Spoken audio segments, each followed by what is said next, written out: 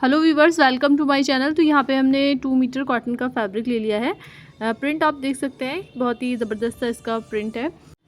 Instagram पे ये कुर्ती बहुत ज़्यादा ट्रेंड कर रही है, तो हम इसकी कटिंग और स्टिचिंग करेंगे, तो प्लीज़ वीडियो को लास्ट तक देखते रहें। तो यहाँ पे हमने इसको हिप साइज़ प्लस मार्जिन लेके कपड़े को फोल्ड कर लिया है। अब हम सबसे पहले यहाँ पे कपड़े का टेढ़ निकालेंगे। तो एक स्केल से हम सीधी लाइन ड्रॉ कर लेंगे यहाँ पे। अब जो हम मार्क करेंगे वो लेंथ के लिए करेंगे, तो रेडी लेंथ में रखूँगी 32 इंच। आप इसको 34 या 30 इंच का भी बना सकते हैं। लेंथ में आपको ये करना है कि आपके हिप इसमें कवर होने चाहिए। पीछे से आप अगर नापेंगे तो हिप से इसको नीचे रखना है। अब दोनों ही निशानों को स्केल से सीधा कर लेंगे। ये हमारा स्विंग लाउंस के लिए हमने 2 इंच लिया है एक्स्ट्रा, उसको भी सीधा कर लेंगे। तो ये हमारी लेंथ की मार्किंग हो गई। अब हम अपने साइज़ के अकॉर्डिंग मार्किंग कर लेंगे। तो 7 इंच पे मैं यहाँ पे शोल्डर रख रही हूँ। आप अपने साइज़ के अकॉर्डिंग जो भी शोल्डर रखते हैं वो यहाँ पे रख लेने हैं। 7.5 इंच पे आर्म होल के लिए मार्क करेंगे। अब हम बस्ट के लिए मार्क करेंगे, तो बस्ट साइज़ जो है हमारा 40 है। जो भी आपका बस्ट साइज़ हो उसको 4 से डिवाइड कर देना है। तो इस तरह इंच टेप को लेंगे और जैसे हमारा बस्ट साइज़ है 40, तो इस तरह इसको हम राउंड में नापते हैं अपने बस्ट को। तो उसका हम 4th पार्ट लेते हैं। तो यहाँ पे मैं 10 इंच पे मार्क कर लूँगी बस्ट के लिए। आपने कोई चेंजेस नहीं करने, जो आपका नॉर्मल कुर्ती का नाप होता है वही रखना है। शोल्डर डाउन नहीं किए थे, तो यहाँ पे हम 1/2 इंच पे शोल्डर डाउन कर लेंगे और इस तरह तिरछा इसको मिला देंगे। और कमर की लेंथ आएगी हमारी 15 इंच पे और हिप के लिए हम यहाँ पे 21 इंचेस पे मार्क करेंगे। अब हम यहाँ कमर के लिए निशान लगाएंगे। तो वेस्ट हमारी 36 इंच थी, जिसमें हमने +1 ले लिया, तो हो गई हमारी 37 इंच। इसको हम 4 से डिवाइड करके 9.25 इंच पे वेस्ट के लिए मार्क कर लेंगे। आप स्क्रीन पे 2 कुर्तियाँ देख सकते हैं। येलो वाली जो कुर्ती है उसमें कोई भी कमर पे चुन नहीं है, कोई भी रिंकल नहीं है, तो इसमें आपको कुछ भी ऐड नहीं करना है। जो भी आपकी कमर का साइज़ है वही लेना है। अगर आपकी कमर फिटिंग में आ रही है 9 इंच, तो आपको 9 इंच पे ही मार्क करना है। दूसरी तरफ आप देख सकते हैं पिंक वाली कुर्ती, उसमें थोड़ी सी चुन सी आ रही है, कमर पे रिंकल्स आ रहे हैं, तो उसमें आपको जो भी आपका फुल कमर का साइज़ है उसमें सिर्फ 1 इंच बढ़ाना है। जैसे हमने 9 को 9.25 इंच कर लिया, बस ऐसे ही करना है। अब हम यहाँ पे हिप के लिए मार्क करेंगे, तो हिप में हमें चेंजेस नहीं करने। हिप हमारी 11 इंच है, तो हम 11 इंच पे ही मार्क कर लेंगे। अब सभी निशानों को इस तरह स्केल से मिला देंगे। तो हम बस्ट के मार्क को कमर के नाप से मिला देंगे और कमर के नाप को यहाँ हिप के नाप से मिला देंगे। तो इस तरह जैसे हमारी मार्किंग होती है वैसे ही हमने मार्किंग की है। अब हम यहाँ पे सिलाई मार्जिन के लिए मार्क करेंगे। तो मैं यहाँ पे स्विंग लाउंस ले रही हूँ 2 इंचेस। आप चाहें तो कमर पे और हिप पे 1.5 इंच का सिलाई मार्जिन रख सकते हैं। अब यहाँ पे हम आर्म होल की शेप ड्रॉ करेंगे। आप चाहें तो स्केल से या फ्री हैंड से भी कर सकते हैं। और यहाँ पे हमने इस तरह आर्म होल की शेप ड्रॉ कर ली। 1.25 इंच अंदर की तरफ लेंगे और फ्रंट आर्म होल के लिए मार्क करेंगे। स्केल से इसको इस तरह ऊपर से नीचे तिरछा मिलाएंगे और फिर से हम यहाँ पे फ्रंट के लिए गहराई देंगे। इस तरह हमने यहाँ पे इसको भी मार्क कर लिया। अब नीचे जो है निशान, उनको भी हम सीधा मिला देंगे, स्लिट वाले निशान को।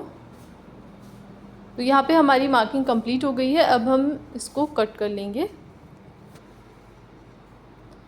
तो सेम हमें इसे कट कर लेना है। तो यहाँ पे मैंने इसको इस तरह कट कर लिया। अब हम इस वाले को इस तरह हटाएंगे और यहाँ पे ये जो हमारा है इसको आगे बढ़ा लेंगे। सेम बराबर ही रखना है और इसके ऊपर हमें इसको इस तरह रख लेना है। तो ऊपर से हम इसको बराबर ही कट करके लाएंगे, सेम बराबर कट करना है, या आर्म होल की तरफ से भी। तो ये देखिए हमने यहाँ पे इसको इस तरह कट कर लिया। अब ये है हमारी वेस्ट यानी कमर वाली लाइन।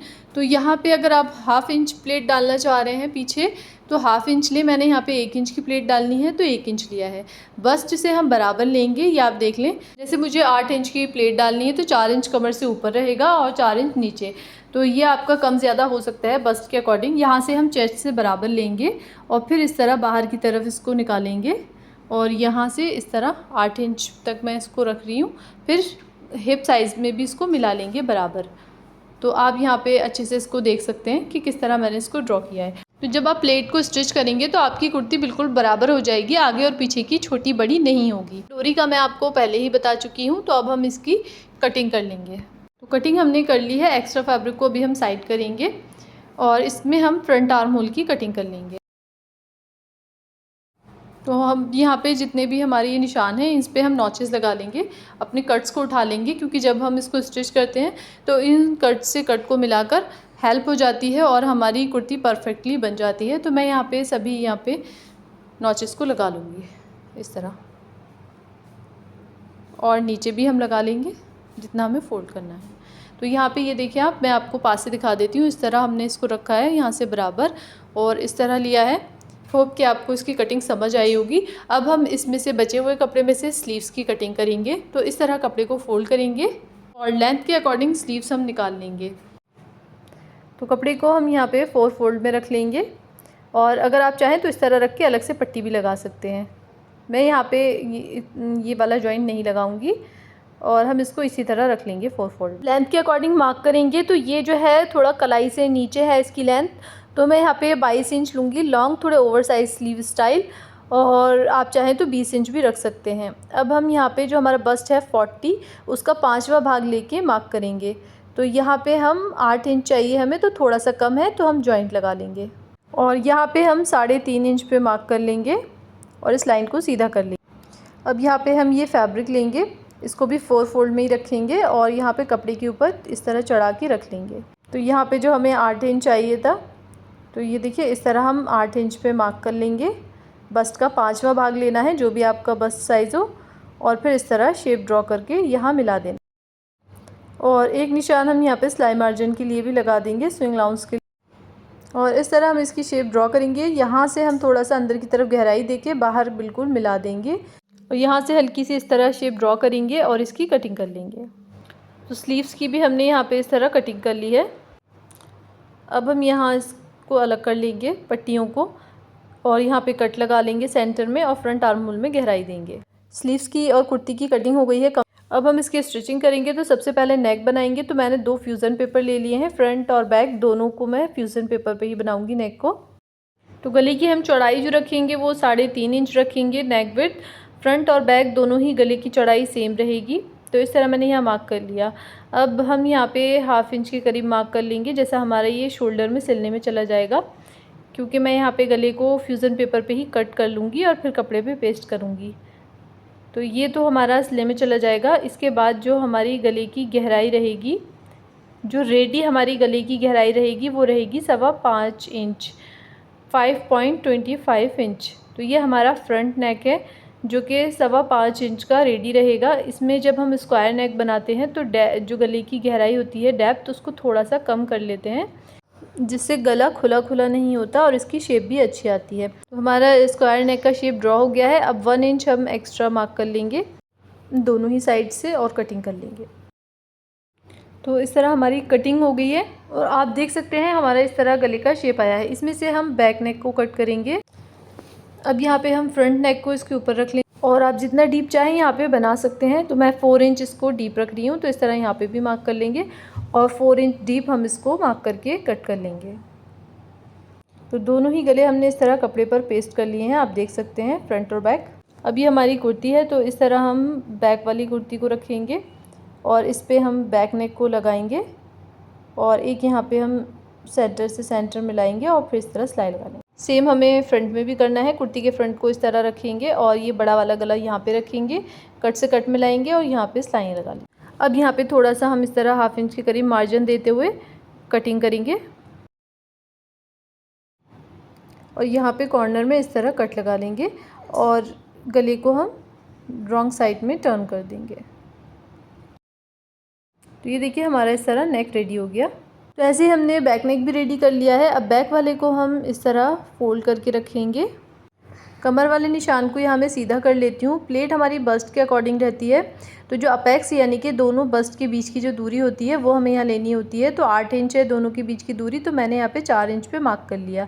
अगर आप स्मॉल साइज़ के लिए बना रहे हैं तो 3.5 इंच पे मार्क करेंगे और ऐसे ही यहाँ पे लेंथ में भी कम ज़्यादा होता है। तो यहाँ पे मैं इसकी लेंथ रख रही हूँ 8 इंच, तो 4 इंच यहाँ पे मैं ऊपर मार्क करूँगी और 4 इंच यहाँ नीचे, तो हमारी प्लेट की लेंथ भी 8 इंच रहेगी।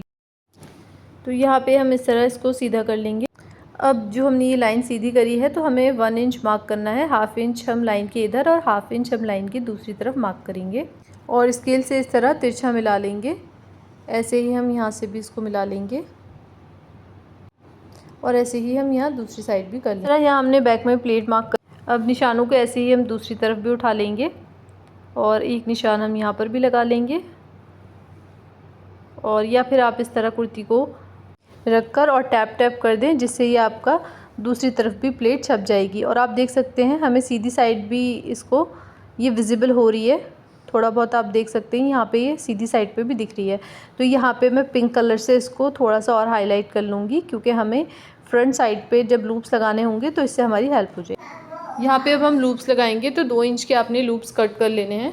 और ये जो हमारी प्लेट का सेंटर है, एक लूप हम यहाँ लगाएंगे और एक हम इसे 2.5 इंच ऊपर लगाएंगे। आप 3 इंच ऊपर भी लगा सकते हैं। और यहाँ पर मैं 2.5 इंच नीचे लगाऊंगी। तो 3 मैं यहाँ पे लूप लगा रही हूँ, दोनों ही पे हम सेम लगाएंगे। इस तरह हम लूप को लेंगे और यहाँ हम इसको इस तरह स्टिच। तो ये मैं आपको मशीन पर दिखा देती हूँ, इस तरह हमें लूप्स को रखना है और ऐसे ही यहाँ पे हमें सिलाई लगा लेनी है। तो जो हमारी ये लूप्स हैं ये बाहर की तरफ होंगे और इनका जो एक्स्ट्रा मार्जिन है वो अंदर की तरफ है, भी आप देख सकते हैं। तो यहाँ पे हमने एक और लूप स्टिच कर लिया। ऐसे ही हमें दूसरी साइड भी लूप अटैच कर लेने हैं। अगर मशीन पे समझ में ना आया हो तो आप इस तरह देख सकते हैं, मैंने इनको अटैच कर लिया है। अब इस तरह इसको जो एक्स्ट्रा है कट कर देंगे।